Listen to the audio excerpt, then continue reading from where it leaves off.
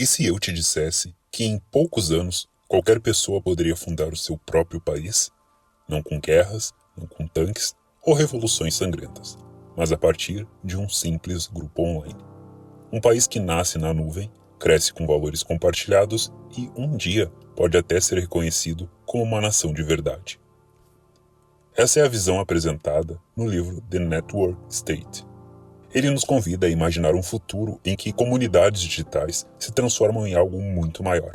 Sociedades capazes de criar territórios espalhados pelo mundo e desafiar o modelo dos Estados-nação.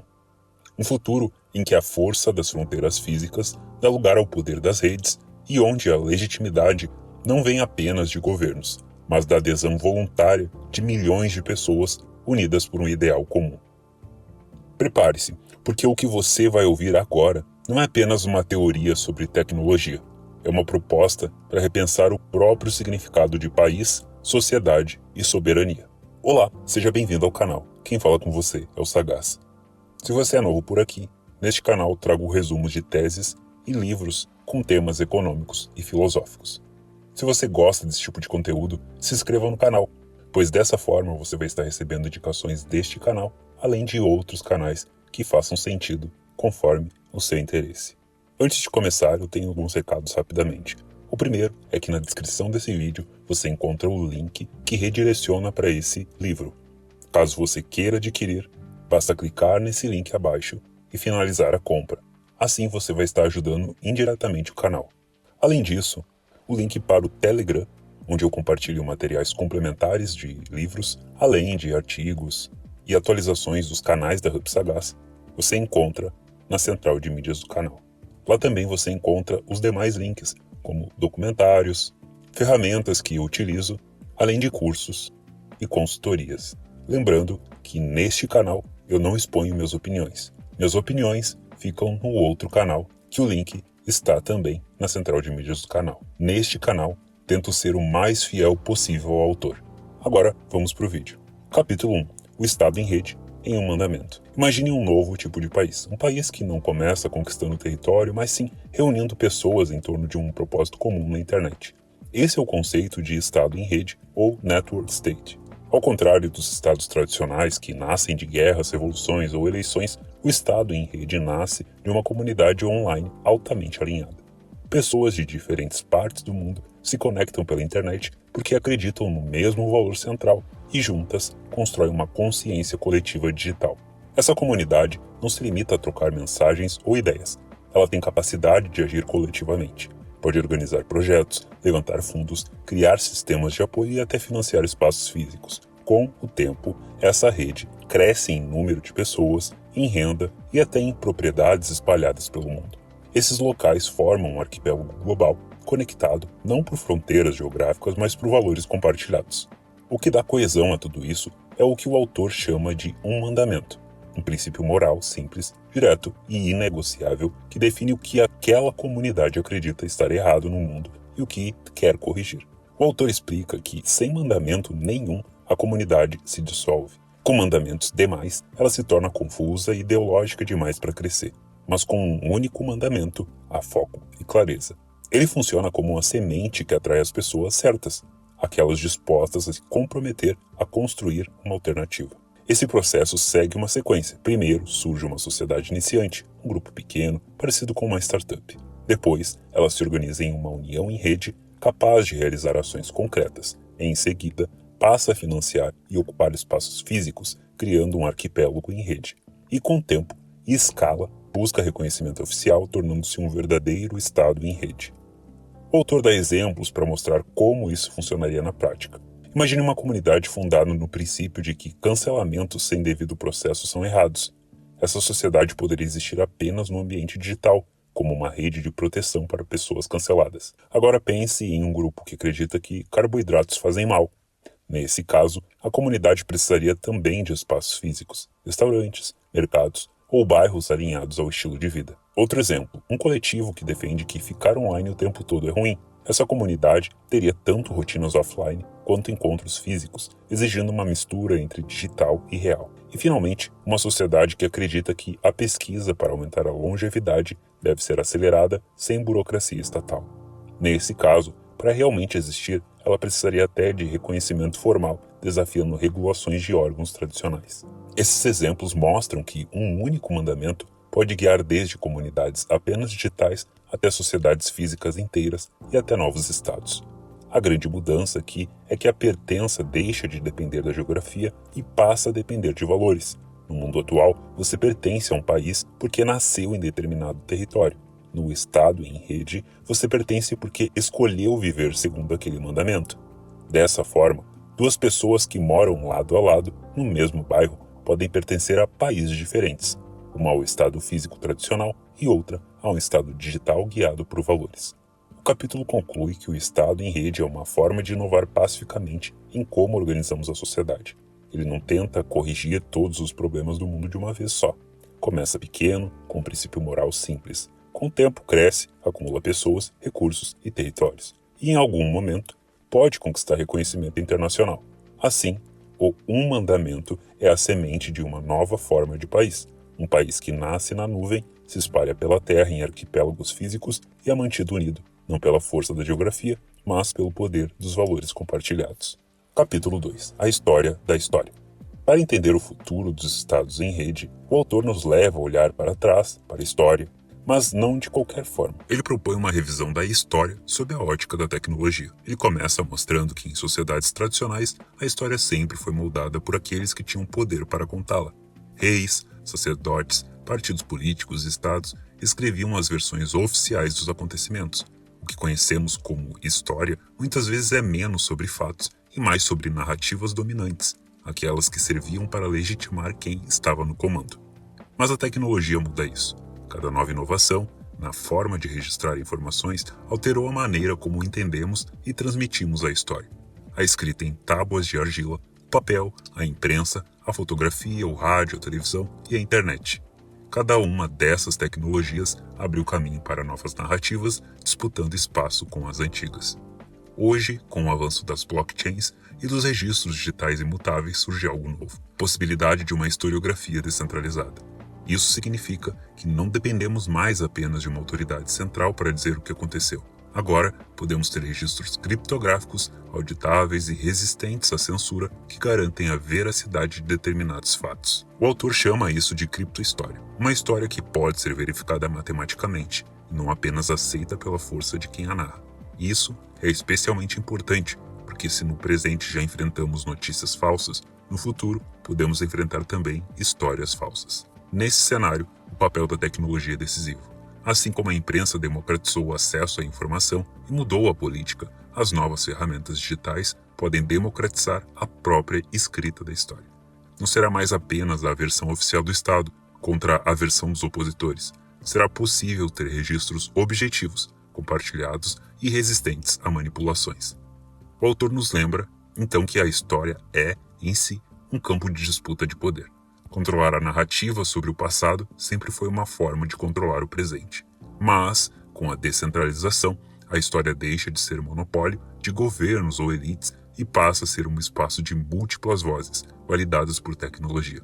Essa mudança é fundamental para o projeto dos Estados em Rede, porque se comunidades digitais querem crescer, elas precisarão não só de um mandamento moral, mas também de uma narrativa confiável de sua própria trajetória.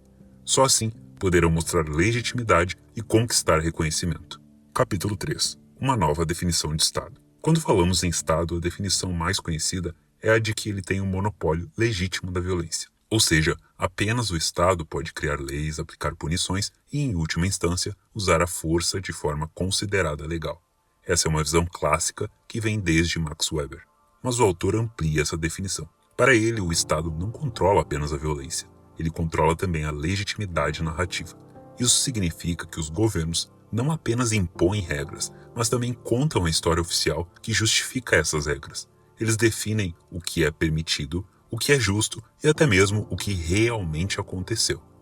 Esse duplo monopólio da força e da narrativa é o que sustenta os Estados-nação modernos. Mas o autor mostra que estamos em um momento de transformação, porque assim como a internet descentralizou a mídia, novas tecnologias estão descentralizando tanto a violência quanto as narrativas. Para ilustrar, o autor compara 3 formas de organização. A primeira é o Estado-nação. Baseia sua autoridade no controle da violência e da narrativa oficial. É geograficamente delimitado e centralizado. A segunda forma é as corporações. Têm grande poder de coordenação e produção, mas não detêm o monopólio da força. Seu poder depende da legitimidade concedida pelos estados. A terceira organização, as comunidades digitais. Começam sem território nem força física, mas podem construir coerência interna e legitimidade narrativa própria apoiadas em tecnologia, transparência e adesão voluntária. Com isso, o autor sugere que precisamos de uma nova definição de Estado. Não mais apenas o ente que controla armas e leis dentro de um território, mas também o que consegue organizar pessoas em torno de uma narrativa compartilhada e sustentada por tecnologia. Essa mudança abre espaço para os estados em rede que não surgem da conquista territorial, mas da capacidade de unir pessoas em torno de valores e registrar essa união de forma incontestável. Eles não eliminam o papel da violência, mas reduzem sua centralidade, substituindo-a pela força das histórias e da tecnologia verificável. Em outras palavras, no século digital, um Estado não é apenas quem tem exércitos, mas também quem consegue manter coesa a narrativa de sua própria existência. Capítulo 4. A união em rede. Se um Estado em rede nasce na internet, qual é a sua primeira forma de organização? O autor chama essa etapa inicial de união em rede. Uma união em rede é uma comunidade digital criada em torno de uma causa comum. Diferente de um grupo qualquer nas redes sociais, ela não se limita a trocar ideias ou postar conteúdo. Ela tem um objetivo concreto e a capacidade de agir coletivamente para alcançá-lo. Podemos pensar na união em rede como uma versão moderna de um sindicato, mas com diferenças importantes. Enquanto o sindicato tradicional nasce para proteger trabalhadores contra uma empresa específica, a união em rede pode se organizar para qualquer propósito que seus membros considerem importante. Pode ser para defender a liberdade de expressão, para apoiar um estilo de vida saudável, para financiar projetos coletivos ou até mesmo para criar novos espaços de convivência. O que realmente define uma união em rede é a coordenação. Os membros não estão juntos apenas pelo interesse individual. Eles atuam como um corpo coletivo, usando a tecnologia para se organizar, levantar recursos e executar ações conjuntas. Outro ponto essencial é a identidade coletiva. Cada união em rede cria uma narrativa própria, uma visão de mundo que dá sentido à sua existência. Isso ajuda a manter os participantes engajados e diferencia a comunidade de todas as outras que existem online. O autor destaca que muitas uniões em rede podem já ser valiosas por si mesmas, sem precisar evoluir para estados em rede completos. Assim como uma startup pode ser útil sem virar uma gigante global, uma união em rede pode cumprir um papel social importante apenas no ambiente digital. Mas para aqueles que buscam crescer, a união em rede é o primeiro passo da escalada. Momento em que uma comunidade online deixa de ser apenas um fórum de ideias e começa a agir como uma organização coesa, capaz de mobilizar recursos e transformar crenças em realidade. Em resumo, o Estado em rede não começa com um território nem com reconhecimento diplomático. Ele começa com algo muito mais simples, mas fundamental. Uma união em rede, uma comunidade online alinhada por uma causa e capaz de se mover como um só corpo. Capítulo 5. O arquipélago em rede. Depois que uma comunidade online se organiza como união em rede, surge uma nova etapa de evolução, o arquipélago em rede. Aqui, o Estado em rede começa a se materializar no mundo físico, mas ele não se parece em nada com os estados tradicionais, formados por territórios contínuos, cercados por fronteiras bem delimitadas. No lugar disso, o que aparece é um conjunto de territórios dispersos, financiados e habitados pela própria comunidade. Esses territórios podem ser apartamentos em diferentes cidades, casas em bairros distintos ou até pequenas comunidades que vão se multiplicando ao redor do mundo. Juntos, eles formam um arquipélago global, conectado não pela geografia, mas pela internet e pela identidade coletiva dos seus membros. A lógica é simples. Em vez de todos precisarem estar em um mesmo lugar físico, cada grupo local funciona como uma espécie de ilha que compartilha os mesmos valores do Estado em rede. Essas ilhas podem estar em países diferentes, mas continuam ligadas pela tecnologia, pelas práticas comuns e pela narrativa que sustenta a comunidade. Essa descentralização tem vantagens importantes. Primeiro, torna o Estado em rede mais resiliente, já que ele não depende de um único território que poderia ser atacado ou controlado por um governo hostil. Segundo, permite que cada pessoa participe de acordo com sua realidade. Alguns podem estar em um prédio de apartamentos, outros em casas compartilhadas, outros ainda em comunidades inteiras. O arquipélago em rede é, portanto, o estágio em que o Estado digital começa a ganhar forma física sem deixar de ser global. Ele mostra que é possível existir como nação sem estar limitado a um bloco de terra contínuo. No fundo, cada ilha desse arquipélago funciona como um pedaço vivo do país digital espalhado pelo planeta. E o que une tudo isso não é a proximidade geográfica, mas sim a proximidade de valores. Assim, o Estado em rede avança mais um passo, de uma simples comunidade online para uma rede de comunidades físicas espalhadas pelo mundo, mas alinhadas como se fossem um só corpo. Capítulo 6. O Estado em rede. Depois de começar como uma comunidade online, evoluir para uma união em rede e se espalhar pelo mundo físico como um arquipélago em rede, chega o estágio final, o Estado em rede propriamente dito. Esse é o momento em que a comunidade deixa de ser apenas um grupo de pessoas conectadas por valores e se transforma em algo comparável a um país. A transição segue uma sequência clara: grupo online, comunidade organizada, território distribuído, reconhecimento como Estado. O diferencial do Estado em rede não está apenas na sua origem digital, mas também na forma como conquista legitimidade. Enquanto os Estados tradicionais baseiam sua autoridade na história, na geografia e no monopólio da força, o Estado em rede se legitima por meio da transparência e das métricas públicas. No centro desse modelo está o censo on-chain, um registro em blockchain que comprova, de forma verificável, quantas pessoas fazem parte da comunidade, qual é a renda coletiva e qual é a área de território que ela controla. Esses números não dependem da palavra de um governo ou de uma instituição central. Eles podem ser auditados publicamente, garantindo confiança dentro e fora da comunidade. Assim, um Estado em rede se mede por aquilo que consegue demonstrar: quantos cidadãos atrai, quanto prospera economicamente e quanto território consegue manter. Cada novo membro, cada propriedade financiada, cada recurso adicionado funciona como uma espécie de voto de confiança validado em tempo real. Essa transparência dá força à busca pelo reconhecimento diplomático. Se uma comunidade consegue mostrar milhões de pessoas, milhões em renda e presença física global, ela pode negociar com estados tradicionais em pé de igualdade. Nesse ponto, o Estado em rede passa a existir não apenas no imaginário ou na prática de seus membros, mas também no sistema internacional. No fim, o que o autor mostra é que o Estado em rede é o próximo passo da evolução política. Ele não começa com território e poder militar, mas com propósito, comunidade e tecnologia. E ao provar de forma pública e mensurável sua relevância, ele conquista o direito de ser tratado como um novo tipo de Estado. Capítulo 7. Como começar um novo país? A pergunta central aqui é: como de fato começar um novo país? Na visão tradicional, a resposta envolveria revoluções, guerras ou grandes tratados internacionais. Mas o autor mostra que no século digital esse processo pode ser muito mais simples e até parecido com a criação de uma empresa de tecnologia. O caminho começa online. Primeiro, uma comunidade se forma em torno de um princípio claro, um mandamento único. Esse grupo cresce, organiza-se, cria identidade coletiva e começa a agir de forma coordenada. Essa é a fase em que o futuro Estado ainda é apenas uma startup society, uma sociedade em versão inicial, pequena e experimental. Com o tempo, a comunidade expande sua presença e passa a se manifestar também no mundo físico. Em vez de conquistar territórios com exércitos, ela adquire ou financia propriedades, formando o que o autor chama de arquipélago em rede, espaços dispersos pelo mundo, mas unidos digitalmente pelos mesmos valores. Próximo passo é a escalada. À medida que crescem números de membros, renda coletiva e território distribuído, a comunidade pode finalmente buscar reconhecimento formal. Nessa fase, ela já não é apenas um grupo online, mas um Estado em rede com legitimidade para dialogar com governos existentes. O autor compara esse processo ao funcionamento das startups. Assim como uma empresa inovadora não nasce gigante, mas começa pequena, testando hipóteses e crescendo de forma enxuta, um novo país digital também deve ser iterativo e escalável. Enxuto porque começa com poucos recursos, focado em resolver um problema específico.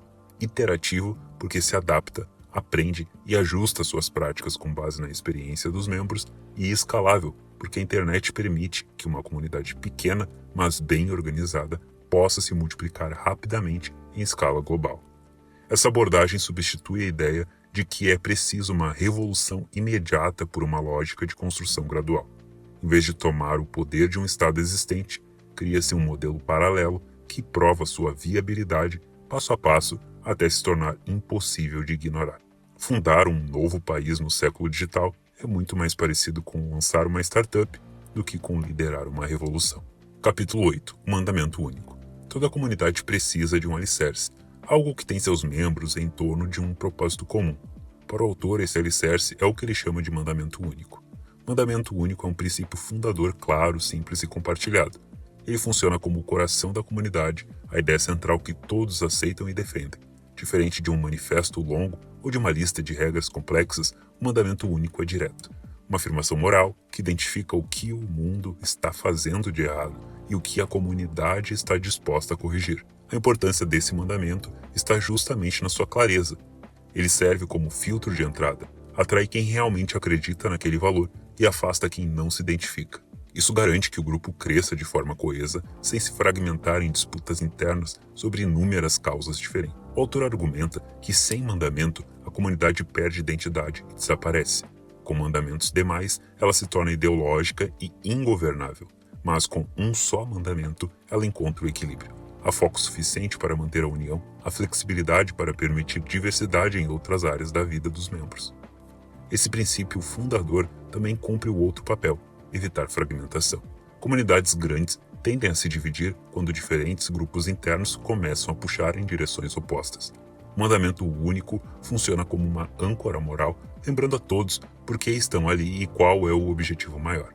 No fundo, a mensagem do autor é que o sucesso de um Estado em rede depende menos de tecnologia e mais de propósito.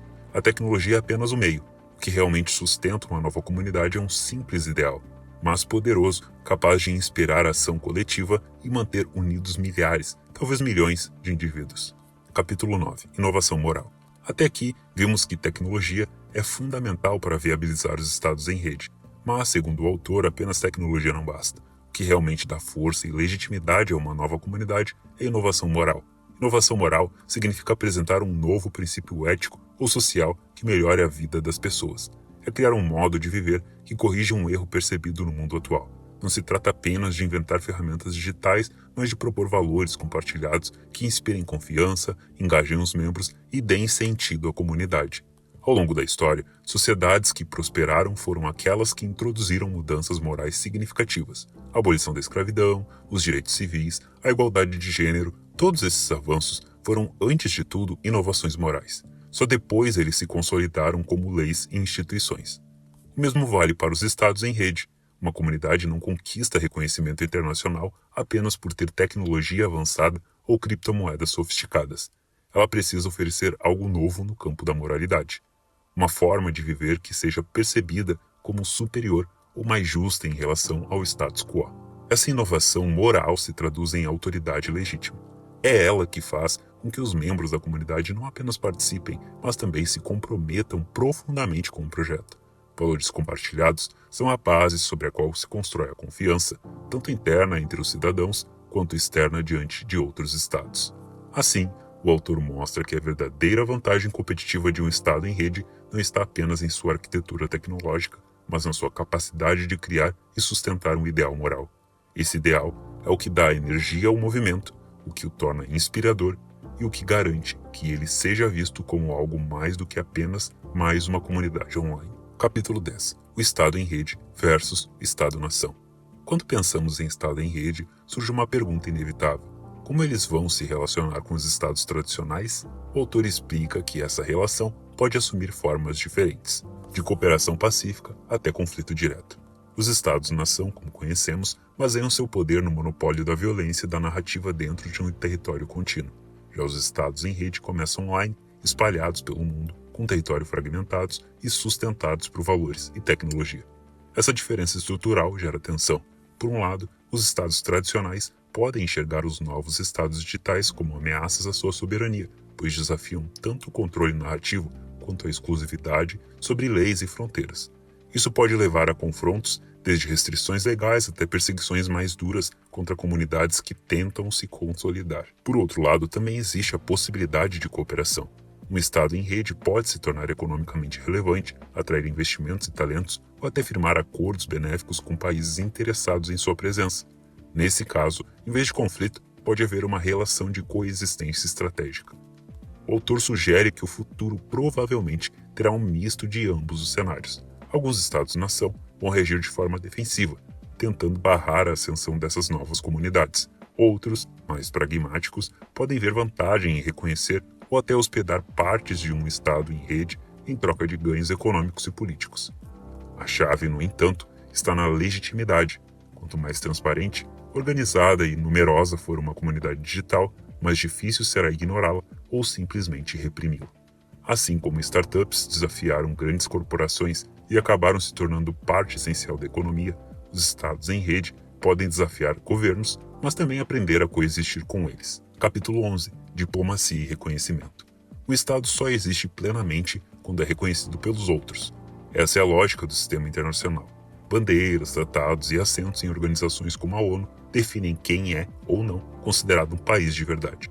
Mas, como um Estado em rede, nascido na internet e espalhado em arquipélagos físicos, pode alcançar esse reconhecimento? O autor explica que o caminho passa pela diplomacia. Assim como os estados tradicionais buscam alianças e tratados para afirmar sua soberania, os estados em rede precisarão construir canais de diálogo com os governos existentes. Esse processo não é imediato, mas gradual, primeiro mostrando sua relevância através de números claros, população, renda e território, e depois conquistando acordos pontuais que consolidem sua legitimidade. Um dos fatores que favorece os estados em rede é o poder das diásporas digitais, pessoas que vivem em diferentes países, mas compartilham uma identidade comum online, podem atuar como pontes culturais e políticas, facilitando negociações e acordos.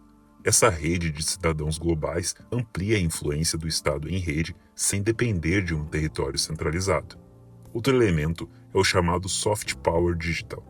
Enquanto Estados-nação tradicionais utilizam cultura, mídia e esportes para projetar influência, os Estados em rede podem usar tecnologia, narrativas e comunidades digitais para expandir seu alcance.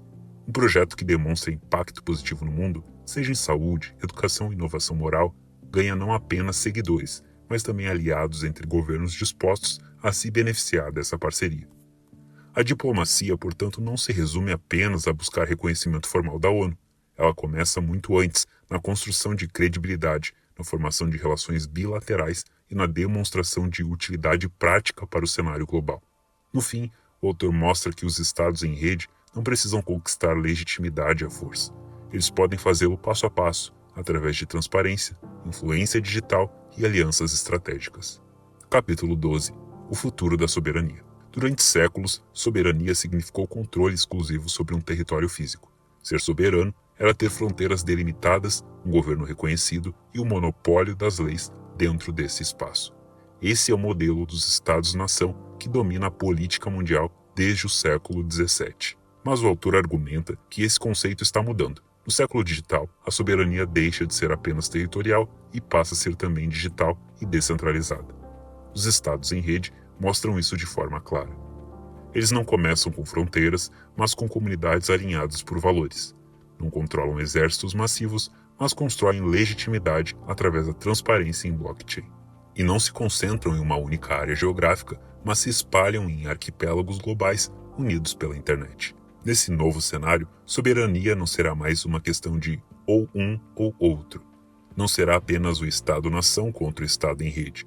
O futuro mais provável é de convivência múltipla. Haverá países tradicionais, com territórios contínuos, convivendo lado a lado com estados digitais com territórios dispersos. O autor prevê um mundo onde um mesmo indivíduo poderá estar ligado a diferentes formas de soberania ao mesmo tempo. Ele poderá ser cidadão de um país físico pelo lugar em que nasceu e, ao mesmo tempo, membro ativo de um estado em rede escolhido voluntariamente que reflete seus valores e estilo de vida. Esse modelo fragmenta a soberania em novas camadas: territorial, digital, cultural e moral. Os Estados-nação ainda terão poder, mas não mais o monopólio absoluto. A legitimidade estará compartilhada com comunidades digitais que provarem sua relevância global. Em resumo, o futuro da soberania não será definido apenas pela força das fronteiras, mas também pela força das redes. Será um mundo de múltiplos estados coexistindo, alguns ancorados na geografia, outros na nuvem, todos competindo e colaborando para atrair cidadãos, recursos e legitimidade. Então esse foi mais um vídeo aqui no canal. Lembrando que links estão aqui na descrição do vídeo. Eu te agradeço por ter me escutado até aqui e falo com você no próximo vídeo.